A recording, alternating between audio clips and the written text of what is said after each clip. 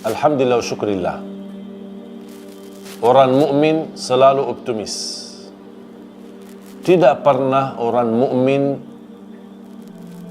merasa panik, takut, atau dia merasa bosan karena keadaan tertentu. Orang mukmin selalu mengambil hikmah, walaupun kita belum tahu apa hikmah di balik ujian ini. Tapi kita sebagai orang mukmin pasti meyakini tidak ada yang buruk datang dari Allah. Pasti ada baiknya.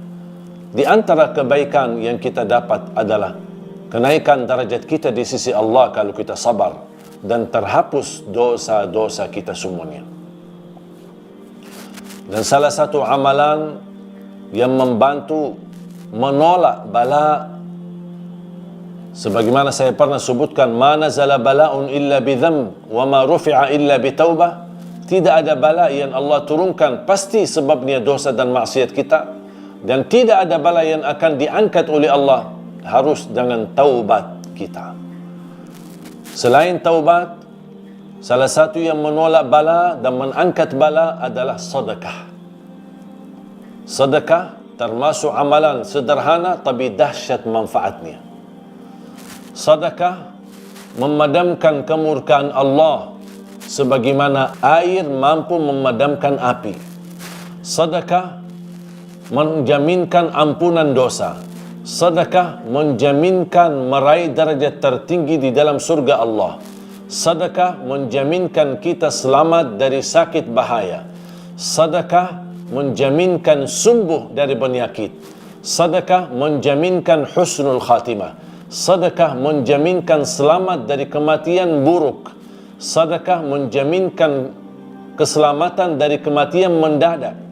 Sedekah banyak manfaatnya untuk terkabul hajat kita.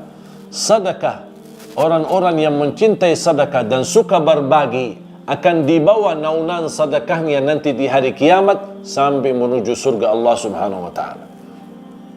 Dan saya yakin orang yang rutin bersedekah, suka bersedekah, suka berbagi, tidak mungkin orang itu merasa sempit di dada atau sempit di hatinya. Pasti bahagia.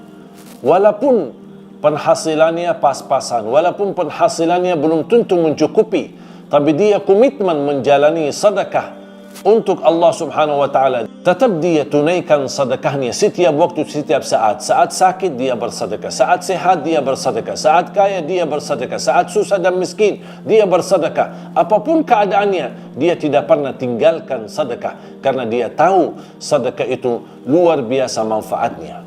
Bahkan ada orang ketika mau menghadapi kematian di hadapan sakratul maut dan proses kematiannya, cita-citanya orang tersebut ingin diberikan oleh Allah kesempatan kembali ke dunia untuk bisa beribadah. Di antaranya dia minta diberikan kesempatan umur lebih panjang agar bisa bersedekah. Makanya jamaah sekalian, jangan nunggu kita mendekati kematian baru kita bersedekah, atau kita saat menghadapi kematian sakratul maut baru kita meminta kepada anak dan ahli waris untuk menuliskan wasiat untuk berbuat kebaikan, bangunan masjid, bangunan pesantren, untuk anak yatim, untuk bagikan sembako dan lain sebagainya.